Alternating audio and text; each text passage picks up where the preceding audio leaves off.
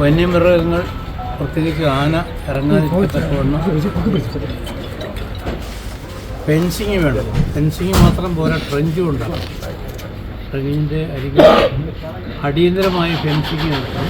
ഇവിടെ ജനങ്ങൾ കൂടിയെന്ന് ആനയെ തിരിച്ചു വിടുക എന്നുള്ളത് പ്രായോഗികമായിട്ടുള്ള കാര്യമല്ല. അതുകൊണ്ട് അടിയന്തരമായി ഈ മേഖലയിൽ മേഖലയിൽ ഫെൻസിങ് ഏർപ്പെടുത്തണം, ട്രെഞ്ചും ഉണ്ടാക്കണം. ഇത്തരം സംഭവങ്ങൾ ആവർത്തിക്കപ്പെടുകയാണ്. ഇപ്പോൾ കഴിഞ്ഞ ദിവസം കോതമംഗലത്തുണ്ടായി, ദിവസങ്ങൾക്കുള്ളിലാണ് ഇതുണ്ടാകുന്നത്. വലിയ ഭീതിയാണ്. ഹൈറേഞ്ചിലെ മുഴുവൻ ആളുകളും വലിയ ഭീതിയിലാണ് കഴിയുന്നത്, ഈ വനമേഖലയോട് ചേർന്നുള്ള പ്രദേശങ്ങളിലുള്ള ആളുകൾ. ഇവിടെ കൃത്യമായ ഒരു ഇടപെടൽ വനംവകുപ്പിൻ്റെ ഭാഗത്തുനിന്ന് ഇല്ല എന്ന് വേണ്ടത് നമുക്ക് ഇത്തരം സംഭവങ്ങൾ ആവർത്തിക്കുമ്പോൾ നമുക്ക് മനസ്സിലാക്കാൻ കഴിയും.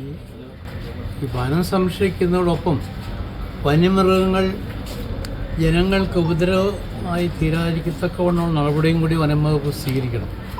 അത് അവരുടെ ഉത്തരവാദിത്വമായി ഏറ്റെടുക്കണം. ഈ 2 ആഴ്ച മുമ്പ് ഈ ഭാഗത്ത് ആനയെ തുരത്താനുള്ള നടപടി തുടക്കമിട്ടെന്നാണ് വനംവകുപ്പ് വിശദീകരിക്കുന്നത്. അത് ലക്ഷ്യം കണ്ടില്ല എന്നുള്ളത് തന്നെയല്ലേ? അവരൊന്നും ചെയ്തിട്ടില്ല, സംസാരം മാത്രമേ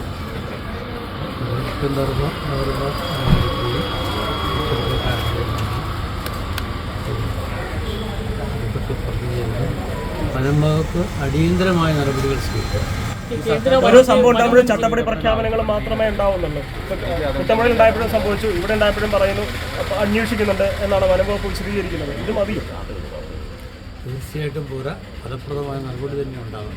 ഈ കേരളത്തിന്റെ വനങ്ങൾക്ക് താങ്ങാൻ പറ്റുന്നതിൽ കൂടുതലുള്ള വന്യജീവികൾ ഇപ്പോൾ കേരളത്തിലെ വനങ്ങളിലുണ്ട്.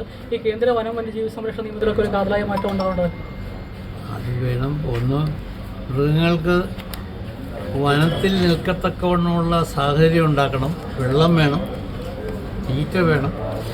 അതെല്ലാം വനസംരക്ഷണത്തിൻ്റെ ഭാഗമായി മൃഗങ്ങളെയും സംരക്ഷിക്കാനുള്ള നടപടികൾ.